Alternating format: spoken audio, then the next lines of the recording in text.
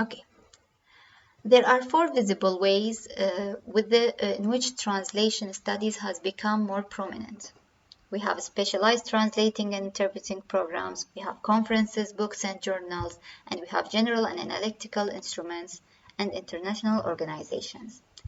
By special translating and interpreting programs, which helps both the undergraduate and postgraduate levels.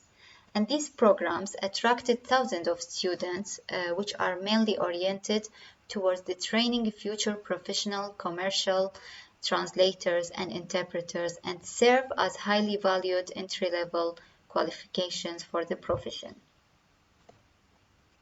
The conferences, books, or journals, or what we can call the platform, is divided into longer-standing international translation studies journals, and online accessibility is increasing the profile of certain publications, including open access journals, and a whole host of other journals devoted to the single languages,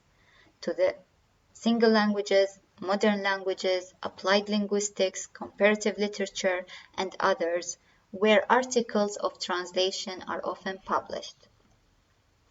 General and analytical instruments like the anthologies, databases, encyclopedias, handbooks, and introductory text. Organizations also prospered. Some organizations like International Federation of Translators. We see that this organization brought together the translation studies scholars and bonded them together nationally and internationally in bodies. Coming up to the history of the discipline of translation. We know that it is a practice long established. However, to study it as an academic discipline only came to light in the later part of the 20th century. Before that, it was normally an element for language learning in modern language courses. And the learning was based on two methods. One of them was the grammar translation, whose origin can be found in the way Latin and Greek used to be approached. And this way was later applied to modern language, which was concerned on learning grammatical rules of the target language and then carrying out a literal translation.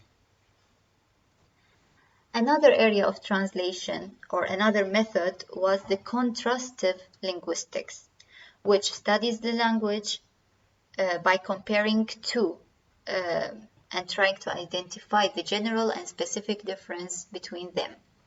And this method developed into a systemic area of research in the USA and began to emerge in the 50s and 60s.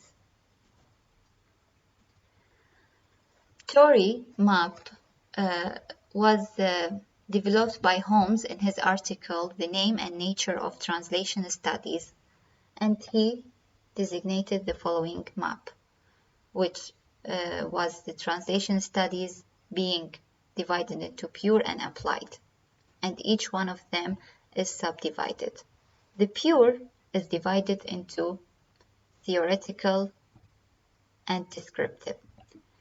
The theoretical is subdivided into general and partial.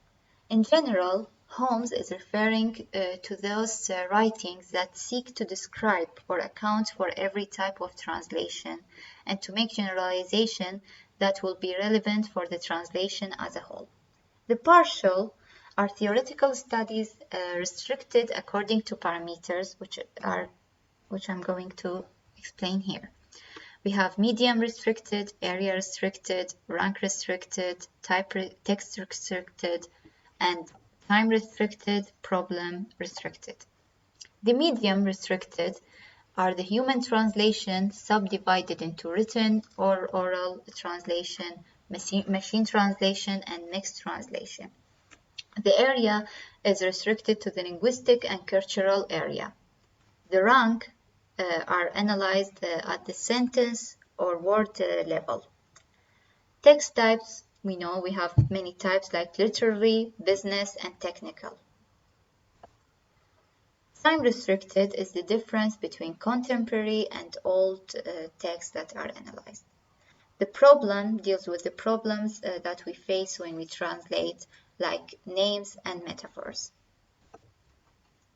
The descriptive translation is divided into, or it is product-oriented, function-oriented, or process-oriented. The product-oriented example examines the existing translation. The function-oriented is the description of the function of translation in the recipient's social-cultural situation. It is the study of context rather than the text. The process is concerned with the psychology of the translation, and by that we mean what is going on or what happens in the translator mind while he or she is translating. The applied translation is divided into translator training, translation aids, and translation criticism. The translator training, which teaching methods, testing techniques, curriculum design. The aids are like what we use, dictionaries, grammars, and information technology. The criticism is the evaluation of the translation in hand, including marking the student translation or even evaluating the published translation. Coming up to the development of 70s, please bear with me, we have so many names of scholars mentioned. We know the Halledian influence of discourse analysis and systemic functional grammar, which views the language as a communicative act in socio-cultural context. And this has been the prominent over past decades, especially in Australia and the UK, and has applied to translation in a series of works done by scholars like Bell, Baker, and Hatem and Mason. The late 70s and 80s also saw the rise of descriptive approach, and it has origin of comparative literature and Russian formalism. Scholars pursued the idea of literary polysystem, among other things, of different literatures and genres, including translated and non-translated work, compete for dominance. The polysystemists have worked with Belgian-based group, including those scholars like Lambert and Lefebvre, with the UK-based scholars like Basnet and Hermans, and the key volume was the collection of essays edited by Hermans, The Manipulation of Literature, the Studies of Literary Translation, which gave the rise to the name of Manipulation School. And this dynamic, culturally oriented approach held sway for much of the following decades, and the linguistics looked very staid. Coming up to the 90s, it saw the incorporation of new schools and concepts, like the translation and gender research, led by Sherry Simon and other scholars, into developing the post-colonial translation theory, with the prominent figure of Bengali schools Nirjana and Spivak in the USA, the cultural studies-oriented analysis of Lawrence Venuti, who champions the cause of the translator. So, for years, the practice of translation was considered to be derivative and secondary, an attitude that inevitably devalued any academic study of activity. And now, after much of neglect and repression, translation studies has become well established. It is making a swift advances worldwide. Although it was not a hint of trepidation, translation and translation studies often continue to take place within the context of modern language departments. And the practice of translation is still often defined partly with other academic research. I hope it is clear, and thank you for listening.